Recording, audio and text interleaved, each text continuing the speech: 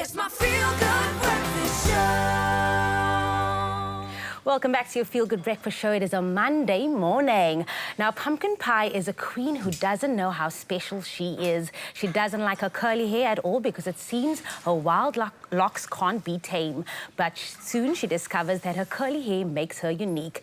This is the premise behind Pumpkin Finds Her Queen, a new book written by actress Bianca Flanders. And she joins the Expresso to share more about the book that is encouraging brown girls to love the skin that they in. Yes, queen. That's what I want to just say. Like, queen, absolutely. Like, when I just saw this, I was like, yes. Thank you. More of this, like, just encouraging young people to just, you know, own it. Yes. I almost broke into song, Bianca. Thanks so much for coming through. I almost went, brown skin girl. Friend, that makes me so happy. That makes me very happy. Because that's what it's about. But of course, as an actress and a performer, you know, you've had the platform and the space many times to really use your voice to influence for change. Why the decision now to write this amazing book?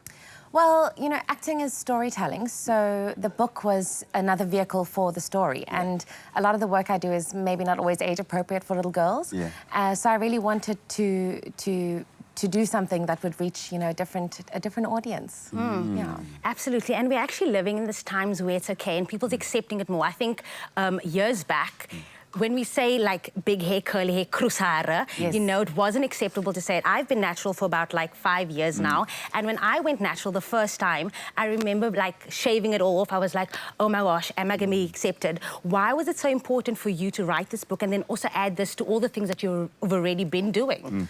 Well, the thing is, like you said, I mean, there already has been a lot of change, and I think we've come relatively far, but I don't think we've come far enough. So for me, the fact that the book is still an exception is not okay. So I want to keep on writing until it becomes the norm. And I was really nervous before it came out. And then I heard a story about a little girl called Lila who has big curly hair just like mine. And she was bullied really, really badly, you know, for having her curly hair. And I thought, okay, well, we still have a lot of work to do. And she's doing great work, working on anti-bullying campaigns with her big curly hair. Anyway, I love it. A beautiful story to tell, Bianca. I mean, you spent quite a lot of time in this space, chatting to and engaging with these little girls across the country, possibly across the world as well. What do you think little girls are today?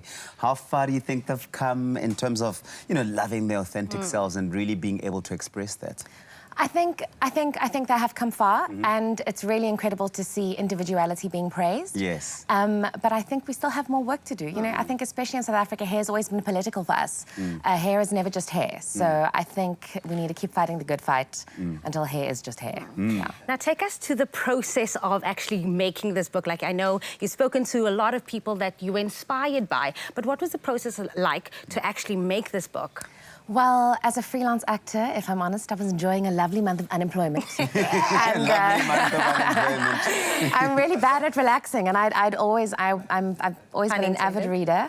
And I thought, well, I've got 3 weeks, why not use this time? And it was really weird because, to be honest, this sounds a bit esoteric, but I really feel that God decided that he wanted the story in the world, and me in my unemployed state just happened to be available that day. So I just kind of vesseled out the story, and I wrote it in, I think, about half an hour, and within 4 days I had a book contract. So it was really incredible. It was very quick, Bianca, I have to say, you know, Pumpkin Finds Her Queen is such an incredible book, and you've done it in such a way that you've created an energy of accessibility around it. You've got it in English, you've got it in Afrikaans as well, which is fantastic. It'll reach so many young girls out there who will relate and be able to read it and understand it. But what is the key message that you want anyone reading this book to take out of it? For me, the key message is that it is your difference that makes you special. Yes. And in my dream world, it wouldn't just be English and Afrikaans, it would be all 11 languages. Braille must also be in there. And we're going there. I'm sure it's going to happen. I'm sure it's going to happen. Well, listen, I mean, I think my end of it, just having read just the back of it, the back cover of it, is I'm just like, yes, queen. Absolutely. But you know what I also love it is that you're starting at young already, because I think it's so important to actually start from a young age and teach these girls that, like, when you become older, or, you know, just bigger, that it's okay to be who you are and, like, unapologetically so with your hair, with your skin color. So thank you, yes, for teaching these little princesses to be the queen that they're going to become. So, Mama, you are doing We the love it. thing. Thank you. It's Bianca Flanders. Her book is called Pumpkin Finds Her Queen. It's available now. You can get it in online as well as from all leading bookstores. Go get it and be inspired, brown skin girl.